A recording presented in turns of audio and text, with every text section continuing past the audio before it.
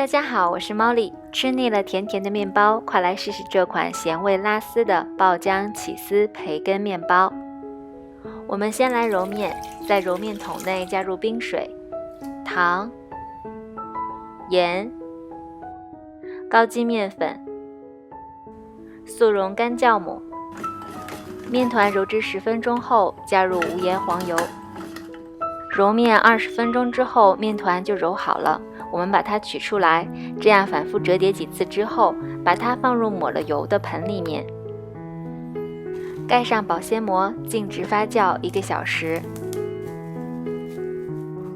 利用面团发酵的这1个小时，我们来准备馅料：马苏里拉芝士、培根碎，还有玉米。我用的是玉米罐头，你也可以用新鲜的玉米。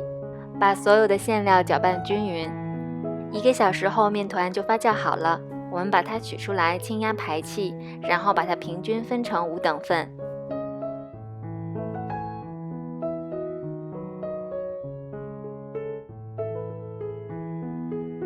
取一个小面团了，给它整形，把所有的边都朝中心折起来，然后翻一个面，轻轻地把它揉圆。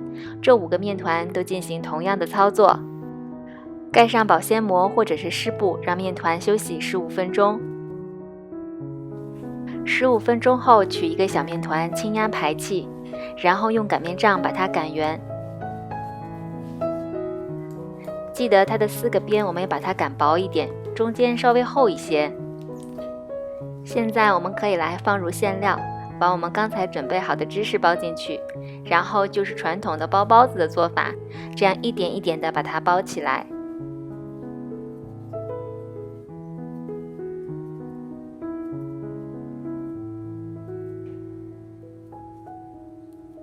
记得收口一定要捏紧，不然芝士等一下会流出来哦。像这样把它整理成圆形。馅料都包好后，我们就把它放到烤盘上。我是放在烤箱里面发酵的，因为烤箱的湿度不够，我又加了1杯热水。我用了35度发酵了30分钟。30分钟后，面团就发酵好了。我们在面团上撒上1层干粉，用剪刀在面团上剪一个十字。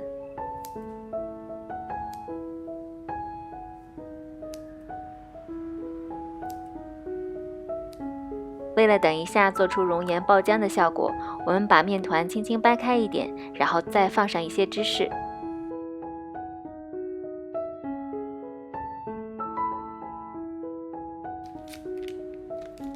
此时烤箱也已经预热好了，我们把烤盘放入到烤箱中，180度烤18分钟。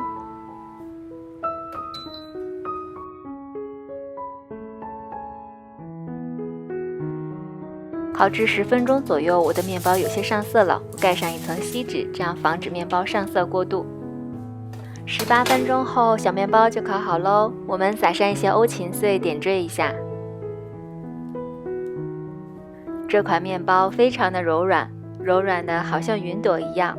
趁热掰开，香软的面包搭配上融化拉丝的芝士，还有香甜的玉米，让人超级有食欲，真的是太好吃了。谢谢大家的收看，我是猫莉，我们下集再见。